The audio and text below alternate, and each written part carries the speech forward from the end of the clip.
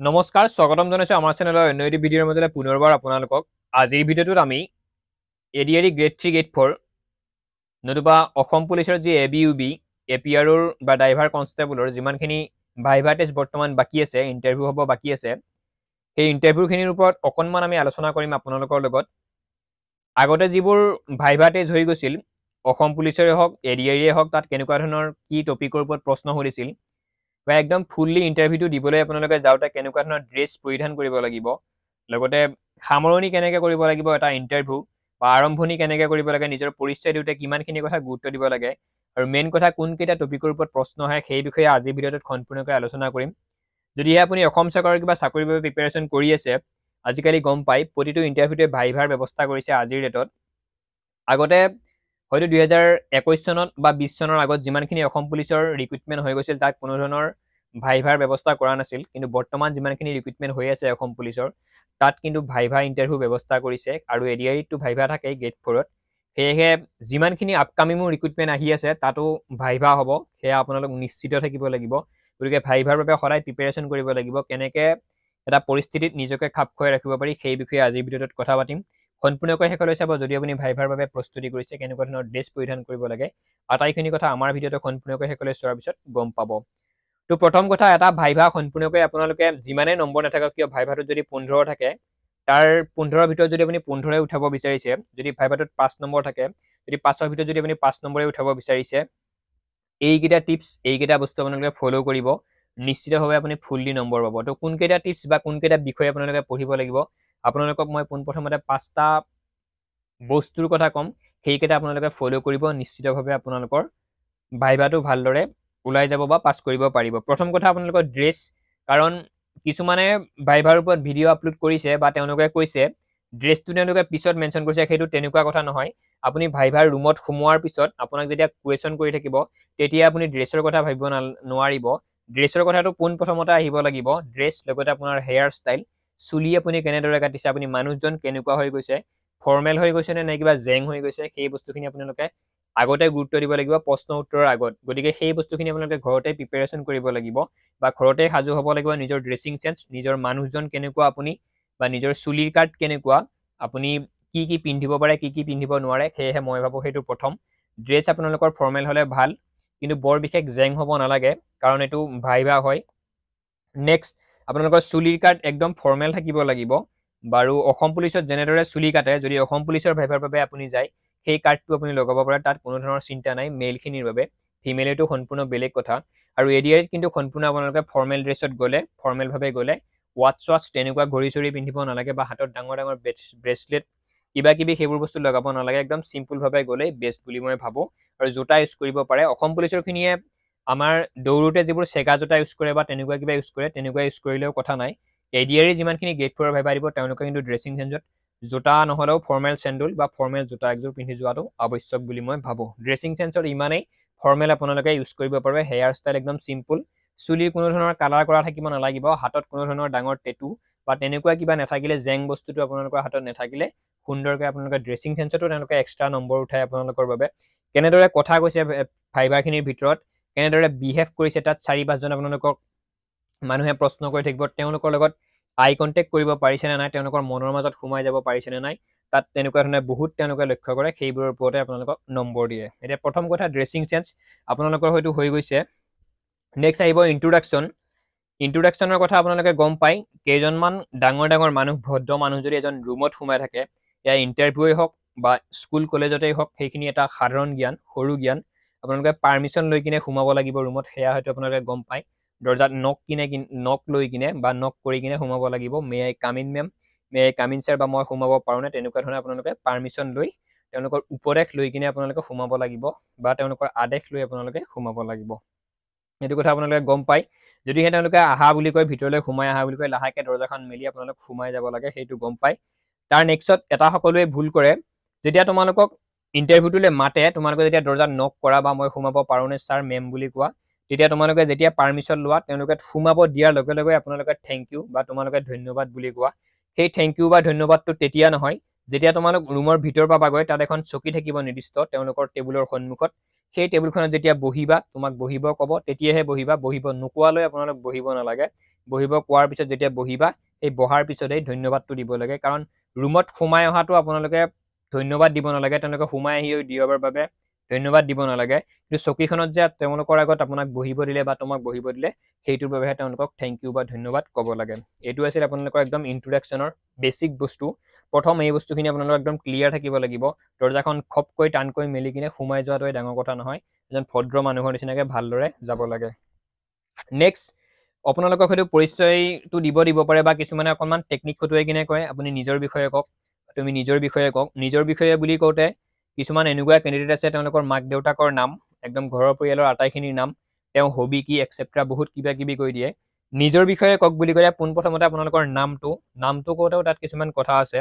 আপোনাক যেতিয়া অন্য এজন মানুহে সুধিব আপোনাৰ নাম কি বা তোমাৰ নাম কি তেতিয়া সেই নামটো কওঁতে আপুনি নিজৰ নামৰ আগত চিৰি নিজৰ মুখেৰে ক'ব নালাগে যদি আপোনালোকক সোধে আপোনাৰ দেউতাৰ নাম কি আপোনাৰ মাৰ নাম কি তেতিয়া আপোনালোকে চিৰি অমুক ডেকা বা চিৰি তমুক ডেকা তেনেদৰে ক'ব পাৰে যদি আপোনালোকক নিজৰ নামটো সোধে কেতিয়াও চিৰি ক'ব নালাগে সেইটো আপোনালোকে গুৰুত্ব দিব নিজৰ নামটো নিজে যেতিয়া মুখেৰে উচ্চাৰণ কৰিব চিৰি তাত কোনো দৰকাৰ নাই নিজৰ নামটো চিধা চিধিকে কৈ দিব লাগে এইটো হ'ল নিজৰ নামটো কোৱাৰ এটা কথা তাৰ নেক্সট এইটোত বহুতে ভুল কৰে নিজৰ নামটোৰ আগত চিৰি অমুক ডেকা চিৰি তমুক ডেকা কিবা কিবি বহুত দীঘলীয়া কৰি থাকে নিজৰ নাম যেতিয়া আপোনালোকক কোনোবাই সুধিব চিৰি ক'ব নালাগে যদি আনৰ নাম আপোনালোকক কোনোবাই সোধে তেতিয়া চিৰি ক'ব এইটো আছিল এটা নামৰ কথা এইটোতো বহুতৰ কনফিউজ হয় কিন্তু মাক দেউতাকৰ আগত যদি মাক দেউতাক ঢুকাইছে কেনেকৈ ক'ব লাগে আপোনালোকে গম পায় স্বৰ্গীয় নেক্সট সম্পূৰ্ণ অসমীয়াত ক'ব আপোনালোকে আৰু কিন্তু নিজৰ নামৰ আগত কেতিয়াও চিৰি নক'ব মই বাৰে বাৰে কৈ আছোঁ আৰু নিজৰ পৰিচয়ত প্ৰথমতে নিজৰ নাম মাক দেউতাকৰ নাম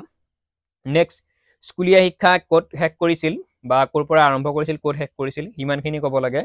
নেক্সট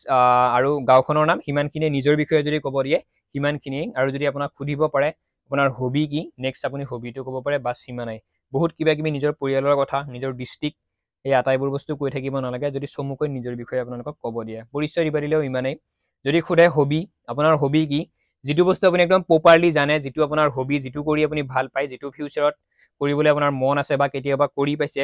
যেনে কিছুমানে হয়তো নাজানে ইয়াৰ আগৰজনে কৈ গ'ল মোৰ হবি খেল খেলা বা মই খেল খেলি ভাল পাওঁ তেনেকুৱা কিবা ক'লে নেক্সট অহাজনক খেল খেলা বুলি কৈ দিয়ে তেওঁলোকে ভাবে মোকো এওঁকো খেলৰ ওপৰত প্ৰশ্ন সুধিছে মোকো খেলৰ ওপৰত প্ৰশ্ন সুধিব তেনেকুৱা নহয় আপুনি যদি নাচি ভাল পায় আপুনি যদি ডান্স কৰি ভাল পায় যদি আপুনি যদি আগতে পাষ্টত ডান্স কৰি পাইছে ফিউচাৰত যদি ডান্স কৰাৰ আপোনালোকৰ মন আছে তেতিয়াহ'লে সেই বস্তুটো ক'ব যাতে আপোনালোকে লাজ লগু হ'ব নালাগে সেই মানুহখিনিৰ আগত গতিকে যিটো বস্তু নিজে প্ৰপাৰলি পাৰে সেইটো বস্তুৰ কথাকে আপোনালোকে সুন্দৰভাৱে তাত প্ৰকাশ কৰিব কিবা কাৰণত যদি আপোনালোকে গান গাব পাৰোঁ বুলি কয় যদি তেওঁলোকে অকণমান সৰু এটা গীতৰ কলি গাব দিয়ে আপুনি গাব পাৰিব যদি আপুনি গান ভাল পায় মনে মনে আৰু যদি আপুনি মনে মনে কৈ দিয়ে মই খেলি ভাল পাওঁ তাত খেলিব নিদিয়ে ঠিক আছে গতিকে যিটো আপোনালোকে পাৰে সেই বস্তুটো একদম প্ৰপাৰলি তেওঁলোকক কৈ দিব এইটো আছিল নিজৰ বিষয়ে পৰিচয় নেক্সট এডুকেশ্যন কোৱালিফিকেশ্যনত যিমানখিনি কেণ্ডিডেটৰ অলৰেডি তেওঁলোকে BA কৰি আছে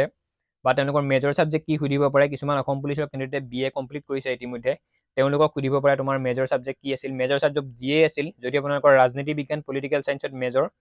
যদি আপোনালোকৰ অসমীয়াত মেজৰ যদি আপোনালোকৰ হিষ্ট্ৰীত মেজৰ যদি আপোনালোকৰ জিঅ'গ্ৰাফীত মেজৰ তেনেহ'লে হিষ্ট্ৰীৰ ওপৰত যদি আপোনালোকৰ মেজৰ হিষ্ট্ৰীৰ ওপৰত আপোনালোকক কুৱেশ্যন কৰিব পাৰে গতিকে নিজৰ যিটো মেজৰ ছাবজেক্ট ক'ব সেইটোৰ ওপৰত অকণমান আপুনি নলেজ দিব যদি আপুনি BA কমপ্লিট কৰিছে যিটো ছাবজেক্টৰ ওপৰত আপুনি কমপ্লিট কৰিছে মেজৰ সেই বস্তুৰ সেই ছাবজেক্টটো অকণমান ভালদৰে অধ্যয়ন কৰি যাব তাৰ ওপৰত আপোনালোকক প্ৰশ্ন সুধিব পাৰে এইখিনি আছিল ইন্ট্ৰোডাকশ্যনৰ কথা নেক্সট এতিয়া আহিছোঁ কথা কোৱাৰ ধৰণ বা লক্ষণ এইখিনি আপোনালোকে কওঁতে বা তেওঁলোকে যেতিয়া প্ৰশ্ন কৰিব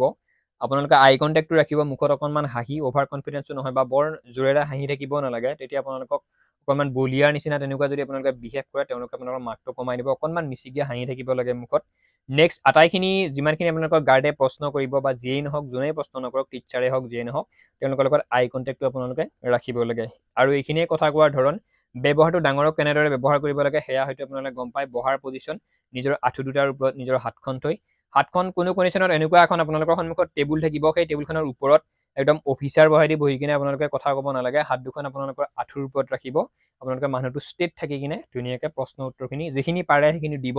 নোৱাৰা এইখিনি নোৱাৰোঁ এইটো মোক ক্ষমা কৰিব বা চৰি মেম মই এইটো নোৱাৰোঁ চৰি ছাৰ মই এইটো নোৱাৰিম তেনেকৈ চিধা চিধিকৈ কৈ দিব আৰু এটা কথা গম পাব কিছুমান কেণ্ডিডেটক মই টাচ কৰোঁ এডিআৰি ভাইভা বা অসম পুলিচৰ ভাইভা বা কামাণ্ডোৰ ভাইভা দি অহা কেণ্ডিডেটক মই টাচ কৰোঁ তেওঁলোকে কয় আমাক মাত্ৰ দুটাই প্ৰশ্ন কৰিছে বেছি প্ৰশ্ন কৰা নাই যিমানখিনি কেণ্ডিডেটক অকল দুটা বা তিনিটাই প্ৰশ্ন কৰে তাৰ নেক্সটত একো নুসুধে তেওঁলোকক আহিব দিয়ে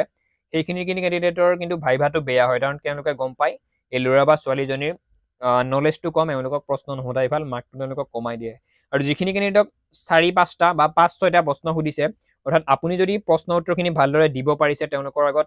কথা কোৱাৰ ধৰণটো যদি আপোনাৰ তেওঁলোকৰ লগত ভাল লাগিছে, তেওঁলোকৰ মনটোৰ লগত যদি আপোনাৰ মনটো মিলিছে, তেতিয়াহ'লে আপোনালোকক অকণমান দীঘল সময়ৰ বাবে তেওঁলোকৰ ওচৰত ৰাখিব।